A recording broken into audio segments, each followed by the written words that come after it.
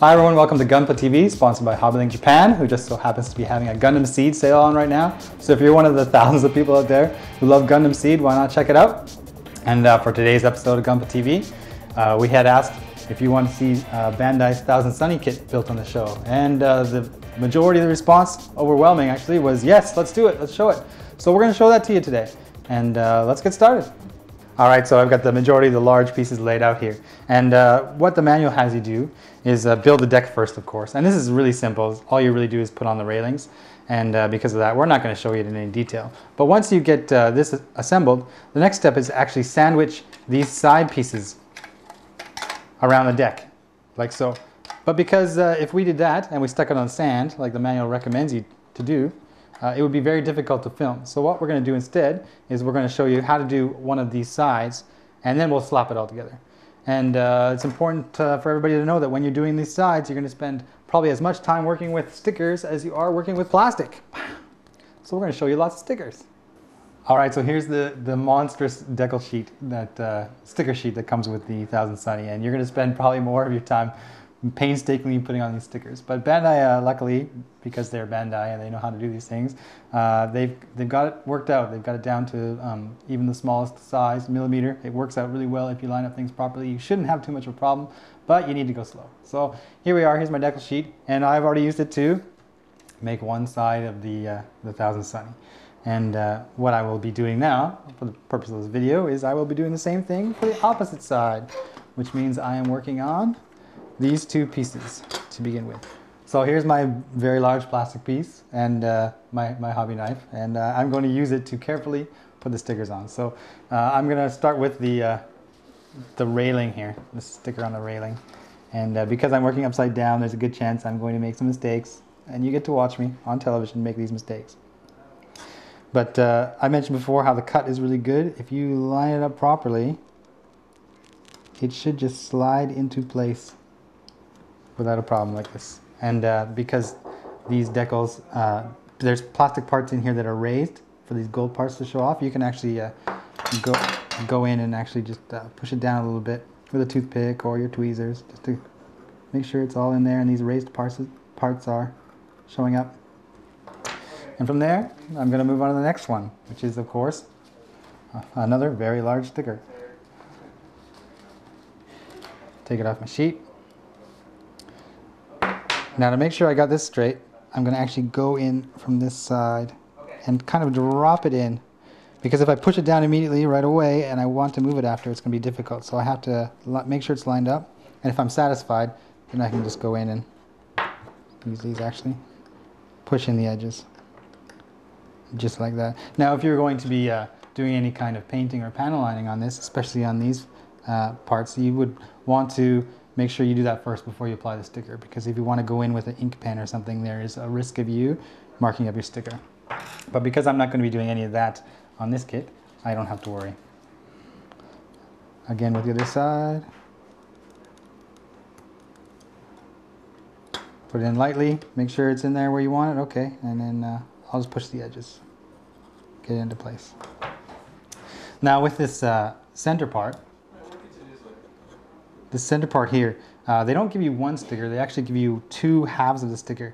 And when I first saw that, I was a little concerned. If I have two halves, how am I going to line them up properly? Well, Bandai has thought about that. If I take one half of this sticker here, you will see that there is a little bit that protrudes out of this side. That part is actually meant to go right here. You line it up with this part, this edge, and just tuck it in behind. And if you can get that lined up properly, then your sticker is on perfect. So let's see what I can do. Working upside down.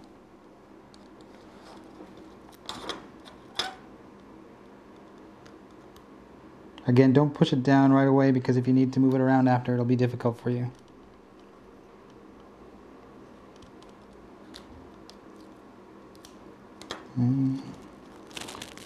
Almost there. Stay on target. Almost there. Okay, that's good enough for me. And then I just push this down over top, so you can't really see it when you look at it side on. And again, repeat for the second side. Hopefully this side will go faster because I've already got one side on.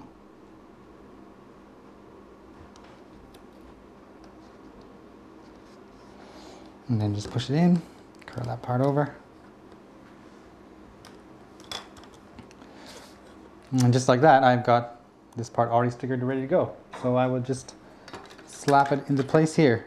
Now, one thing I should mention is that there's going to be gate marks here that you really have to be sure to trim down, because if you do not trim them down, sliding this piece on is going to be tough. It's meant to go right on over top. One other point I should mention before I do so, this part actually fits in here and sits in here, and you have to make sure that it's in properly because it needs to stay there when this other piece clamps on, and if you do not have it lined up properly, you have no hope of getting this other piece on.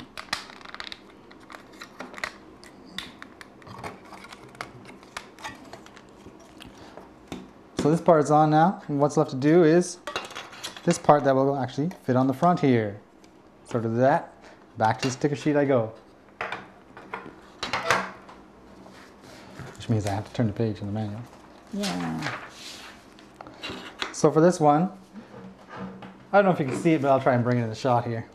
This sticker here, which goes on the top, is actually 3 separate stickers. You'd have to take each piece out individually and lay them in the corners here. So that's the first thing I'll do.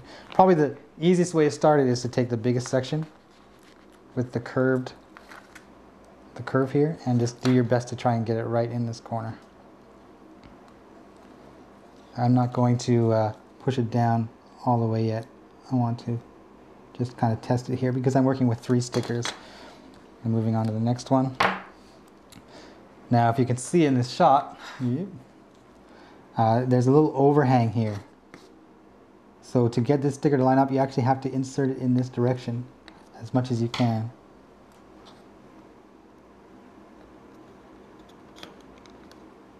So I think that should be enough here, and if I check, it does line up with the other piece. And I'll take the last piece here and I'll do the same.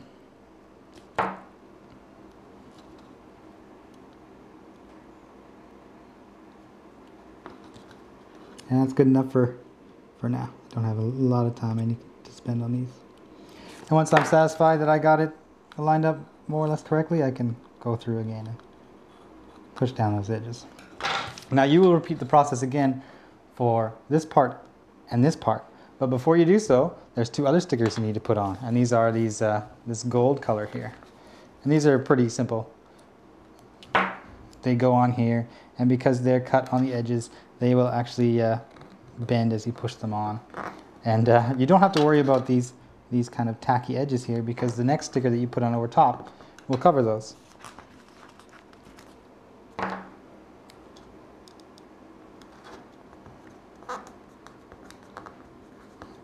Like so. That's good enough for now. And then we take our next stickers here. And again, because of the overhang, we're going to come in from this angle.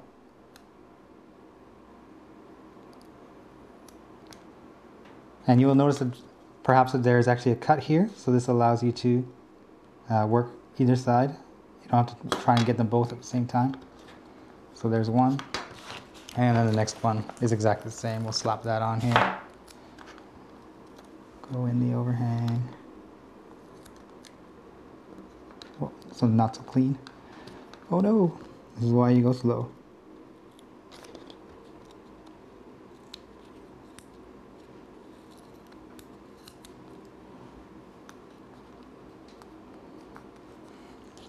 Good enough for now. All right, and we're not actually done with this part yet because there's actually a piece that goes right here. And I've gone ahead and I've prepared it already. This actually takes a fair bit of time. If we can zoom in on this here,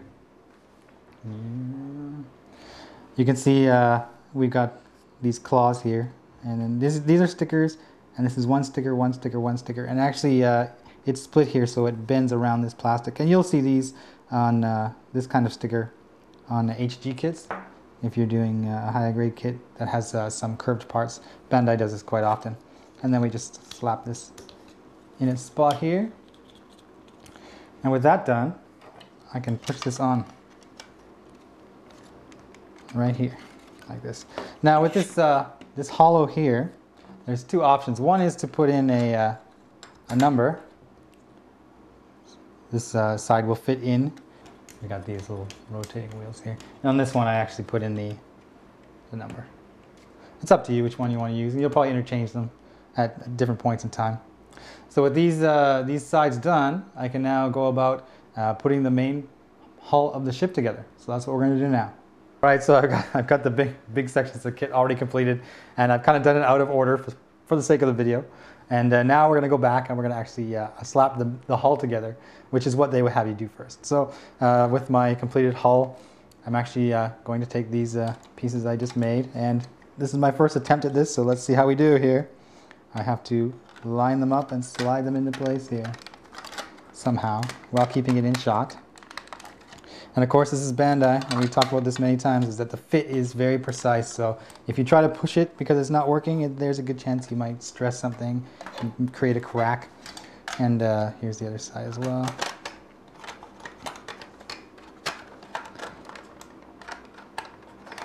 So close. Slaps on there. Look at the size of this thing, it's monstrous. And with this done, you actually put the bottom part on. And they say that the first part you need to do is actually slide it into here in this way, and then you will slap this monstrous piece on here. And I mean, if we were doing this as a master grade kit, these kind of things as a test build you would maybe trim down so that you could take it apart afterwards, but I don't plan on taking this apart. I'm not going to trim down any pegs. We're just going to leave it as it is. Push this on. Hopefully don't snap something. Of course, because it's curved, I can't just slap it on easily. I have to apply pressure on each point somehow at the same time. That's better. Like this. And then the manual has you sit there like this. Well, I mean, that's fine, but we're still working on stuff here. So what I'm going to do here is I'm going to slap this back piece on here. At this point, because you're working with such large pieces, it actually doesn't feel like a model kit. It feels like you're playing with a toy of some kind. And for the front here, well, I've gone ahead already and I've assembled this. And you can see that it's missing its face. Well, that's because I wanted to tell you that Bandai, thinking ahead, has given you two choices for the face. And one with, of course, the cannon sticking out, one with the mouth closed. Well, I'm going to go with the cannon sticking out because it's a pirate ship and it's meant to be causing some damage out there on the high seas. So make sure this is clamped together properly. Slide this part on. And here we go.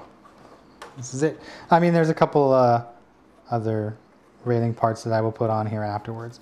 But for the most part, we are done for the day. Here's my 1000 Sunny.